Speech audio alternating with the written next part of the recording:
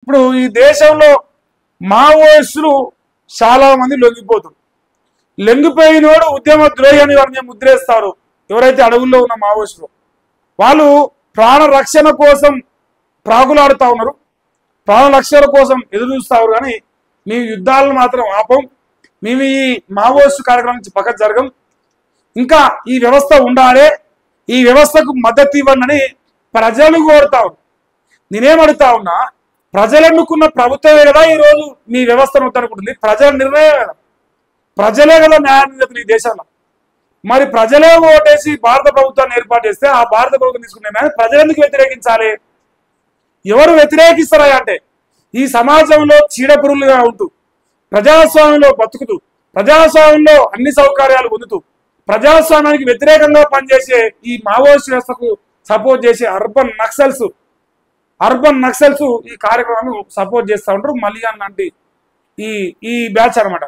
నేనేమంటానా, మరి ఎవరైతే ఇట్లాంటి కార్యకలాపాలకు ప్రమోట్ చేస్తారో మరి మీరెందుకు అడవులకు పోతలేరు, మీరెందుకు అడవులలో బతలేరు, మీరెందుకు భార్య పిల్లలు చేస్తారు, మీరెందుకు ప్రాణాలు త్యాగం చేస్తున్నారు, మీరెందుకు ఇలా ఈ సమాజంలో ప్రజాస్వామ్యం బతుకుతూ పోలీసుల రక్షణలో అంటారుగా తలదాచుకునే ప్రయత్నం చేస్తారు?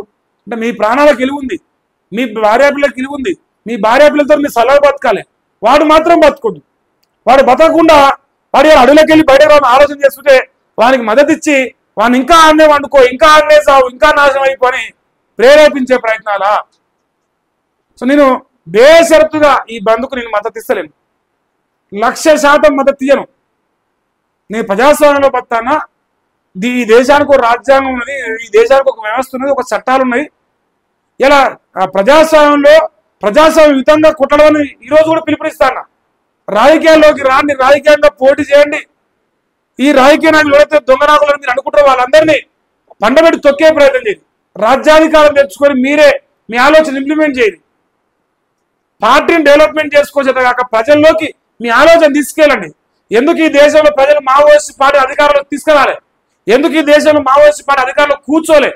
అంత మంచి సిద్ధాంతాలు అయినప్పుడు, అంత మంచి గొప్ప సిద్ధాంతాలు ప్రజలు ఎందుకు నమ్మించలేకపోయారు? ఈ దేశ ప్రజలు ఎందుకు నమ్మించలేకపోయారు? ఎందుకు అధికారం చేపట్టలేకపోయారు? ఎందుకు మీరు అనుకున్న రాజ్యం తేలేకపోయారు? ఎందుకు దూరల రాజ్యం, దోపిడీ రాజ్యం దాన్ని అణిచివేయలేకపోయారు? అంటే ప్రజాస్వామ్యయుతంగా మీకు సాధ్యం కాదు కాబట్టి, ప్రజాస్వామ్యయుతంగా ప్రజలందరూ మిమ్మల్ని ఆమోదిస్తారు కాబట్టి మీరు అడవులలోకి పోయి దేశ ప్రజాస్వామ్యాన్ని కించపరుస్తూ మీరు ఇలా రాజకీయం చేస్తావు. దాన్ని బేషరతుగా నేను ఖండిస్తా ఉన్నా. నాకు ఎట్లాంటి ఇది లేదు.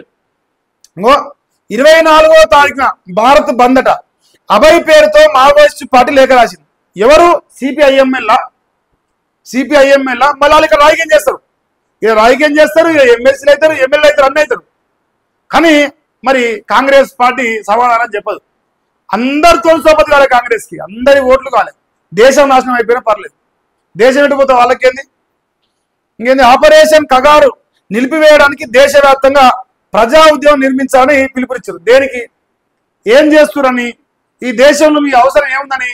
ఇలా అమెరికాకో, కెనడాకో, ఆస్ట్రేలియాకో పోయి బతకపోయి ప్రపంచాలతో ధీటుగా పోటీ పడే బిడ్డలు మన దేశంలో ఇలా పుడతా ఉన్నారు. ఇలా మీ వల్ల ఈ గిరిజన గ్రామాలు, ఈ తండాలు, ఈ లంబాడి తండాలు, ఈ కోయలు వీళ్ళందరూ ఇలా డెవలప్ కాకుండా వాళ్ళ జీవితాలు నాశనం అవుతా ఉన్నాయి. మీరు ఏం సాధించరు? పోనీ మీ కడుపులో ఉంటే పిల్లలు ఏం సాధించరు? మీ పిల్లలు అమెరికాలో ఉన్నారా? మీ పిల్లలు కెనడాలో ఉన్నారా? మీ పిల్లలు ఉన్నతమైన ఉద్యోగాలు చేస్తారా? మీరు ఇలా మీ పిల్లల భవిష్యత్తును దెబ్బతీసిన వాళ్ళు కావట్లేరా? మీ జీవితాలే నాశనం చేసుకున్నారు, ఇంకా మీ పిల్లల తరతరాలు నాశనం చేయడానికి మీరు అక్కడే ఉండి ఇంకా ఈ దేశ ప్రజాస్వామ్యం పైన దాడి చేయడానికి మీ అందరం మద్దతు ఇవ్వాలనా?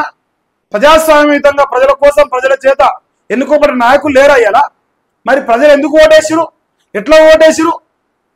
మీరే కావాలనుకుంటే మిమ్మల్ని అడవులకెళ్ళి తెచ్చి నిలబెట్టి ఇలా మిమ్మల్ని ప్రధానమంత్రులను, మంత్రులను, ఎమ్మెల్యేలను, ముఖ్యమంత్రులు చేసి మీతోనే రాజ్యం వెళ్తుండే కదా. అంటే మీకు లోక జ్ఞానం లేదనో, వ్యవస్థ నడిపించలేనో, మీకు అంత ఉన్నతమైన ఆలోచన లేవని ప్రజలు అనుకుంటేనే కదా. ఇలా ఎంతమంది నిలబడితే గెలుస్తారు ఈ తెలంగాణలో? కమ్యూనిస్టు పార్టీలకు వెళ్ళి ఎంతమంది నిలబడి గెలిచి ఉన్నారు? అంటే మీలాంటి ఆలోచన కలిగిన వాళ్ళు ఈ దేశంలో చాలా తక్కువ. చాలా అంటే అది చాలా తక్కువ, మినిమల్. మీరు అలా ఇంకా ఆపరేషన్ కగా రాగాలే, మేము ఉండాలి, అట్టనే ఇంకా ఈ ప్రజాస్వామ్యంపై దాడి చేయాలని మీరు కోరుకుంటున్నారా? దీనికి ఎవరైతే మద్దతు ఇస్తారో నేను ఇలా ఒక స్టేట్మెంట్ ఏదలుచుకున్నా, ఇలా ఈ అంశానికి మద్దతు ఇస్తున్న ఒక రకంగా దేశ ద్రోహులుగానే చూడాల్సి వస్తుంది, ఒక రకంగా చూడాల్సి వస్తుంది. ఎందుకంటే ఈ దేశంలో ఇప్పుడు ఉగ్రవాదులను సపోర్ట్ చేస్తామా, దొంగలను సపోర్ట్ చేస్తామా, రౌడీలను సపోర్ట్ చేస్తామా? ఎందుకు సపోర్ట్ చేయడం? చట్టానికి విరుద్ధంగా పనిచేస్తాడు. ఇలా ఒక మర్డర్ చేసినోడు వచ్చి నాకు ఎట్లాంటి కేసులు లేవు, నేను మంచోనని కోర్టులు చెప్తాయా? వాడు మర్డర్ చేసినా వాడు జైలు పెట్టాడా? ఎందుకు? ప్రజాస్వామ్యబద్ధంగా రాజ్యాంగంలో చట్టాల పరంగా ఇవన్నీ తప్పులుగా పరిగణించబడతాయి. మరి మీరు చేసే తప్పైనప్పుడు తప్పుకు మీరు సపోర్ట్ చేయాలని మమ్మల్ని ఎట్లా ప్రజలుగా అడుగుతారు? ఎవరైతే మద్దతు ఇస్తారో వాళ్ళందరికీ నేను చెప్తా ఉన్నా, ఇది ఒక రకంగా దేశానికి వ్యతిరేకంగా పనిచేసే వ్యవస్థకు సపోర్ట్ చేయడమే అవుతుంది. మరి దేశం పైన ప్రేమ ఉంటే, లేదు మాకు ప్రేమ లేదంటే దేశానికి వెళ్ళి పారిపోరి, లేదు మాకు ప్రేమ అంటే మీరు అడవులలో పోరి, మీరేమో ప్రజాస్వామ్యంలో బతారు, మీరేమో మీ పిల్లలతో సంతోషంగా బతారు. అడవులలో మాత్రం పిల్లలతో బతకొద్దు, పిల్లలతో బతకొద్దు, వాళ్ళ అమ్మ కనపడదు, నాన్న కనపడదు, వాళ్ళ జీవితాలు నాశనం అయిపోవాలి. చదువొద్దు, సంధి వద్దు, వాళ్ళ జీవితాలు నాశనం అయిపోయి ఆయన కొడుకు తర్వాత మనవడు తర్వాత మునివాడు అందరూ నక్సలైట్లే కావాలి. వాళ్ళ సానుభూతి, దొంగ సానుభూతి పర మాత్రం ఇక్కడ రాజకీయాలు చేయాలి. వాళ్ళు ఎమ్మెల్యేలు మంత్రులు, ముఖ్యమంత్రి కావాలి. ఇదేం రాజకీయం? సౌట రాజకీయం. మావోయిస్టు జీవితాలతో ఆడుకుంటారు ఈ సమాజంలో బతికే చీడ పురుగులు.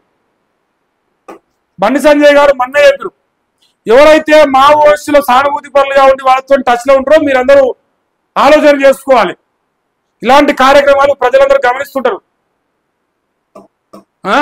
మార్చి 31, 2026 వరకు ఆపరేషన్ కాగా ఆగదు. ఇది రాసి పెట్టుకోరు, 100% ఆగదు. లేదు ప్రాణాల మీద ప్రేమ ఉంటే దేశంలో సంతోషం. ఇప్పుడు కలిసిన వాళ్ళందరూ కోట్ల రూపాయలు వాళ్ళకు ప్రకటిస్తారు, పైసలు ఇస్తారు, బతకమని చెప్తురు. ఇంకేం కావాలి?